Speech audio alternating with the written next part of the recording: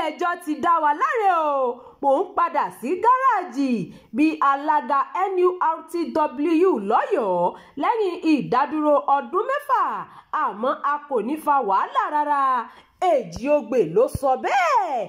Alága ẹgbẹ́ àwọn ọlọ́kọ̀ National Union of Road Transport Workers NURTW Alhaji Abidin Ọlájídé tí ọ̀pọ̀ mọ̀ sí Èjìogbè ti sọ pé òun ti ṣetán láti padà sẹ́nu iṣẹ́ lẹ́yìn ìdájọ́ ilé-ẹjọ́ kòtẹ́milọ́rùn. Èjìogbè nígbà tó ń bá iléeṣẹ́ ìròyìn Yorùbá sọ̀rọ̀ ní ọjọ́ Ajé ọjọ́ 27 oṣù kẹwàá ọdún 2025 ó sọ pé òun ti ń gbáradì láti bẹ̀rẹ̀ iṣẹ́ àwọn padà nígbàtí ilé-ẹjọ́ ti dá àwọn láre. Ó ní gbogbo ìgbésẹ̀ tó yẹ lábẹ́ òfin ni àwọn ti tẹ̀lé láti ìgbà tí gómìnà ìpínlẹ̀ Ọ̀yọ́ Ṣèyí Mákindé ti fòfin de ẹgbẹ́ àwọn láti ọdún 6 sẹ́yìn. Ó fi kún pé gbogbo sùúrù tí àwọn ti ṣe náà ti so èso rere fáwọn báyìí o táwọn sì ti gbáradì láti padà sẹ́nu iṣẹ́ wọn.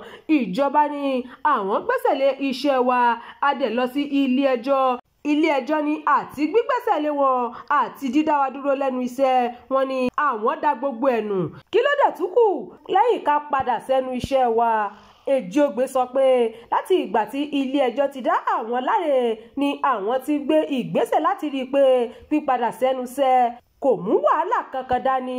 Ó ní láti bí ọdún 6 tí wọ́n ti dá àwọn dúró ni àwọn ti ń gba àlàáfíà láàyè àwọn yóò sì rí i dájú pé kò ní sí wàhálà kankan báyìí lẹ́yìn tí àwọn ti gba ìdájọ́. Àwa tí a ò ṣe jàgídíjàgan ọdún 6 rèé tí ìjọba ìpínlẹ̀ Ọ̀yọ́ lábẹ́ gómìnà Ṣèyí Mákindé tó ti gbẹ́sẹ̀ lé ẹgbẹ́ wa tó ní eégún ẹgbẹ́ wa kò gbọdọ̀ sẹ́ mọ́. A ò wá fa wàhálà láti ọdún 6 ṣé nísìnyí tí Ọlọ́run ṣe tí a wá gba ìdájọ́ la máa wá fa wàhálà rárá o a ò ní wàhálà kankan tí a fẹ́ fà.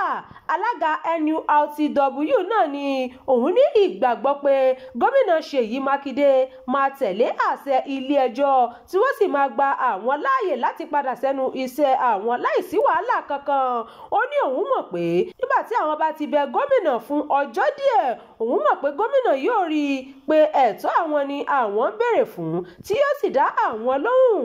Ẹ ó rántí pé ní ọjọ́ 5 oṣù kẹwàá ọdún 2025 ní ilé-ẹjọ́ kòtẹ́milọ́rùn tó fi ìlú Ìbàdàn ṣe ibùjókòó gbé ìdájọ́ kalẹ̀ pé bí ìjọba ìpínlẹ̀ Ọ̀yọ́ ṣe fòfin de iṣẹ́ wọn tí ìjọba sì dá ẹgbẹ́ náà dúró. Ilé-ẹjọ́ kòtẹ́milọ́rùn níbi ìjọba ṣe dá ẹgbẹ́ náà nù lọ́dún 2019 kò bá òfin mu wára.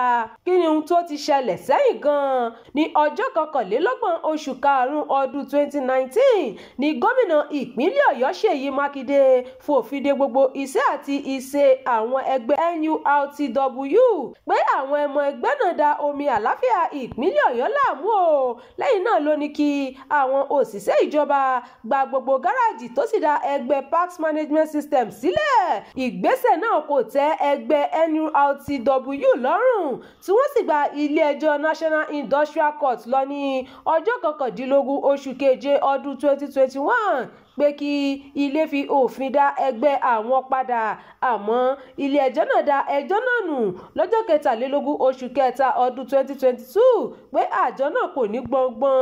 Ìdájọ́ ilé-ẹjọ́ yìí kò tẹ́ NURTW lọ́rùn tí wọ́n sì gba ilé-ẹjọ́ kòtẹ́milọ́rùn lọ lọ́jọ́ 22 oṣù kẹrin ọdún 2022 níbi tí wọ́n ti fẹ̀sùn kàn pé ìjọba ìpínlẹ̀ Ọ̀yọ́ kò ní àṣẹ lábẹ́ òfin láti dá ẹgbẹ́ tó forúkọ sílẹ̀ lábẹ́ trade union dúró tí ìjọba ìpínlẹ̀ Ọ̀yọ́ tí agbẹjọ́rò àgbà ní ìpínlẹ̀ náà Abíọ́dún Àìkọ́mọ sojú fún ní ilé-ẹjọ́ sọ pé ìdí tí ìjọba fi dá ẹgbẹ́ náà dúró ni pé wọ́n da omi àlàáfíà ìpínlẹ̀ náà rú.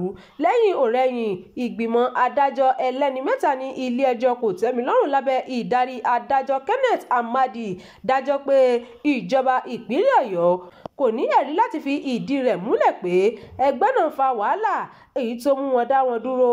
Adájọ́ Amadi wá gbé ìdájọ́ kalẹ̀ pé dídá ẹgbẹ́ náà dúró kò tọ̀nà àti pé òun gbé ìdájọ́ ilé-ẹjọ́ Industrial Court dànù. Ilé-ẹjọ́ náà ní bí ó tilẹ̀ jẹ́ pé ojúṣe ìjọba ní láti rí i pé àlàáfíà jọba láàrin ìlú, ó ní wọ́n gbọ́dọ̀ ṣe bẹ́ẹ̀ pẹ̀lú ìsàmúlò òfin ni. Ìròyìn fún ti àkókò yìí kò ní jù báyìí lọ. Ẹ má gbàgbé láti tẹ̀lé ìkànnì yìí, ẹ bá wa pín ká kí ẹ sì fi èròǹgbà yín sí abala àríwísí. Abdulkareem Nimot ló ti ń jábọ̀ ìròyìn.